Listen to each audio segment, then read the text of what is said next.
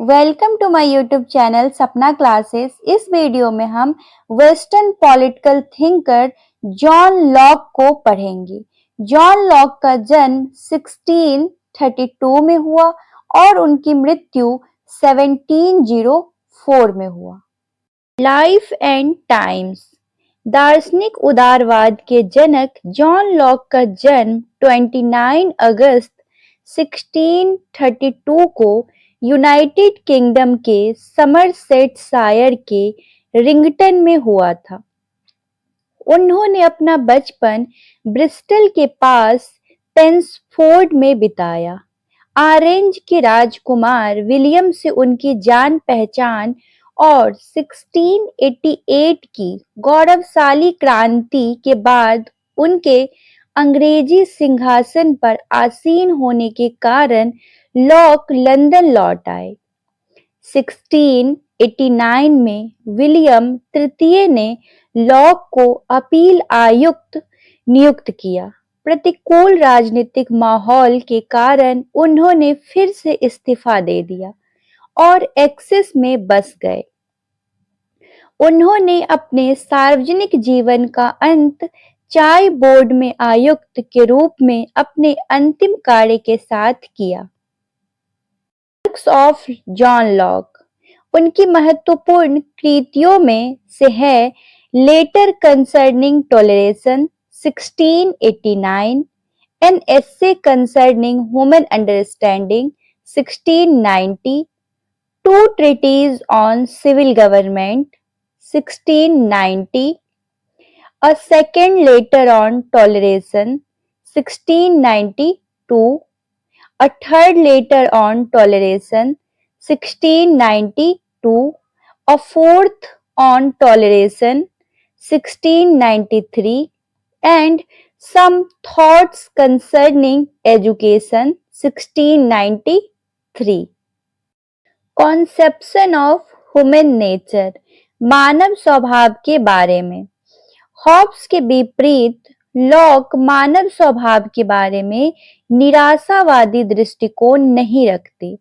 वे तर्क को एक तर्कसंगत मनुष्य को आकार देने वाले कारक के रूप में पहचानते हैं। वे तर्क को व्यक्तिगत और सामाजिक जीवन की नींव भी मानते हैं। मनुष्य सामाजिक, तर्कसंगत, सभ्य, मानसिक रूप से स्थिर और स्वशासन में सक्षम थे।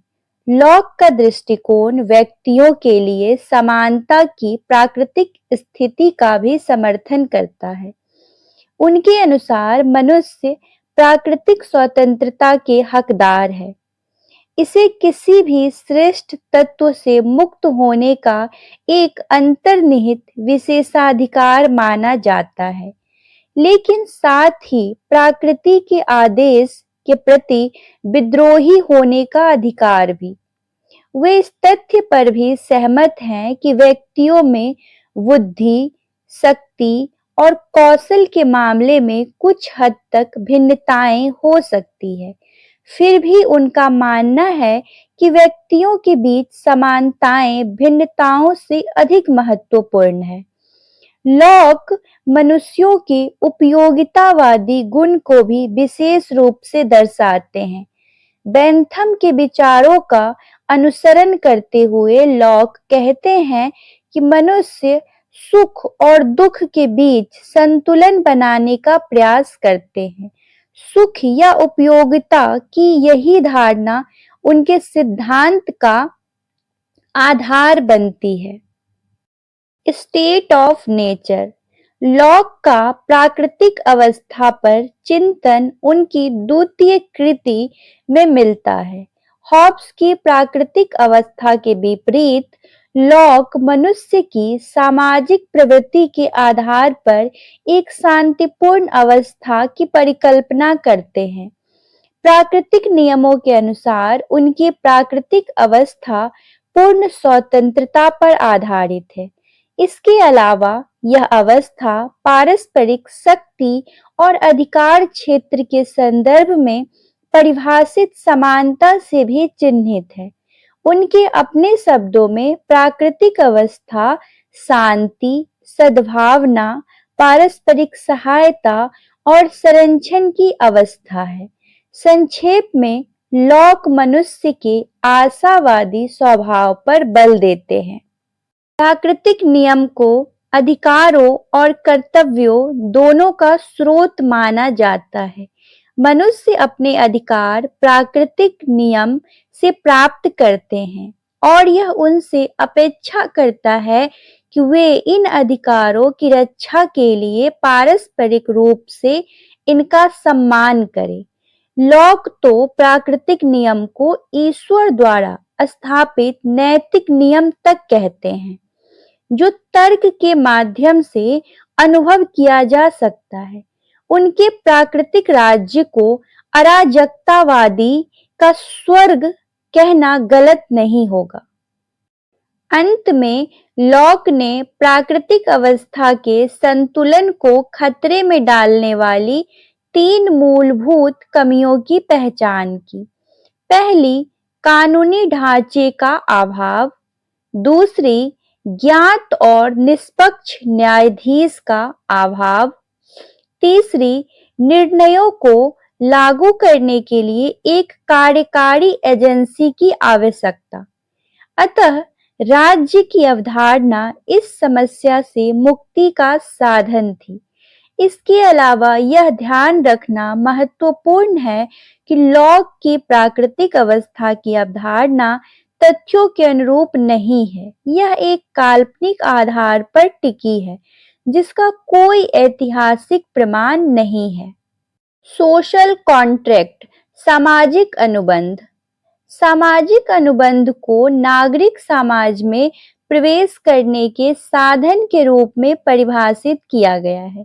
लॉक का दृष्टिकोण 2 अनुबंधों का प्रस्ताव करता है। पहला नागरिक समाज की स्थापना करता है और दूसरा सरकार के गठन का आह्वान करता है। ये सहमति को अनुबंध का आधार मानते हैं। उनके अनुसार किसी भी व्यक्ति को उसकी अपनी सहमति के बिना इस समुदाय में प्रवेश नहीं दिया जा सकता। लॉक 2 प्रकार की सहमति की बात करते हैं। पहला, औपचारिक या सक्रिय सहमति, जो अपरिवर्तनीय होती है, और दूसरा, निहित या मौन सहमति, जो हितधारकों को विश्वास से अलग होने और एक नई व्यवस्था शुरू करने की अनुमति देती है। लॉक अपने अनुबंध के संदर्भ में पहले प्रकार को प्राथमिकता देते हैं, यह स्पष्ट करते हुए कि प्राकृतिक अवस्था में वापसी संभव नहीं है।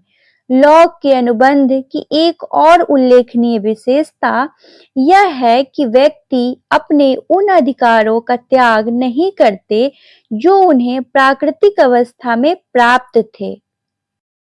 अधिकारों का त्याग अनुबंध के उद्देश्य को ही विफल कर देगा, क्योंकि राज्य को अधिकारों के गारंटर और संरक्षक के रूप में स्थापित किया गया है। इसीलिए अनुबंध को अधीनता के लाइसेंस के बजाय स्वतंत्रता के चार्टर के समान माना जा सकता है। सामाजिक समझौते पर लॉक का दृष्टिकोण एक अत्याचारी शासन प्रणाली के विरुद्ध क्रांति के विकल्प को भी अधिकृत करता है। यह उपाय व्यक्तियों के प्राकृतिक अधिकारों के संरक्षक के रूप में राज्य की भूमिका को पुनः स्थापित करने के लिए शामिल किया गया है। इसके अलावा लॉक क्रांति पर निर्णय लेने का अधिकार विधायिका पर छोड़ते हैं, जिसमें बहुमतवाद और सहमति के सिद्धांत पर विशेष बल दिया गया है। अधिकार के नेचर के सवाल पर उन्होंने लिमिटेड सॉवरेनिटी के विचार को बताया। पूरी तरह से सॉवरेनिटी उनके सिविल सोसाइटी के कंस्ट्रक्ट के खिलाफ है। लॉक ने पावर्स के सेपरेशन पर एक दूसरा ब्लूप्रिंट देने में भी कोई हिचकिचाहट नहीं दिखाई। उनके अनुसार सरकार की पावर्स 3 अंगों में बटी हुई थी। पहला, लेजिस्लेचर, जिसे वे कॉमनवेल्थ की सुप्रीम पावर कहते हैं। दूसरा एग्जीक्यूटिव, जिसमें जुडिशियल पावर्स भी शामिल है। तीसरा फेडरेटिव, जिसका मतलब है कि किसी राज्य के बाहरी संबंधों की पावर। लॉक एक अकेले शासक के विचार के प्रति भी टॉलरेंट थे, जो सभी पावर्स को एक हाथ में जमा करने की मंजूरी देता है, बशर्ते कि यह मेजॉरिटी की सहमति का नतीजा हो। असेसमेंट, आकलन। अपने मनोवैज्ञानिक दृष्टिकोण और तर्कशीलता के कारण जॉन लॉक पश्चिमी राजनीतिक चिंतन में एक महत्वपूर्ण स्थान रखते हैं। दृढ़ निश्चय व्यक्तिवादी होने के नाते उनका मानना था कि मनुष्य अपने भाग्य का निर्माता स्वयं होता है। उनकी रचनाएं वॉल्टेयर, डिडेरोट और रूसो जैसे विचारकों और यहाँ तक कि फ्रांसीसी क्रांति के लिए भी प्रेरणा का एक बड़ा स्रोत थी। पैरिंगटन के अनुसार लॉक की सरकार पर दो ग्रंथ अमेरिकी क्रांति की पाठ्य पुस्तक बन गई। प्रोफेसर लास्की के शब्दों में, हॉब्स ने एक जटिल मनोविज्ञान के साथ काम किया और अव्यवस्था के निवारण से अधिक कुछ नहीं चाहा। बर्क ने उदारवादी राजनेता के लिए मार्गदर्शक की अपेक्षा सतर्क प्रशासन के लिए पाठ्य पुस्तक लिखी, लेकिन लॉक ने देखा कि राज्य की मुख्य समस्या स्वतंत्रता की प्राप्ति है और उन्होंने सर्वोपरि रूप से व्यक्तिगत हित के संदर्भ में इसकी परिभाषा के लिए प्रयास किया।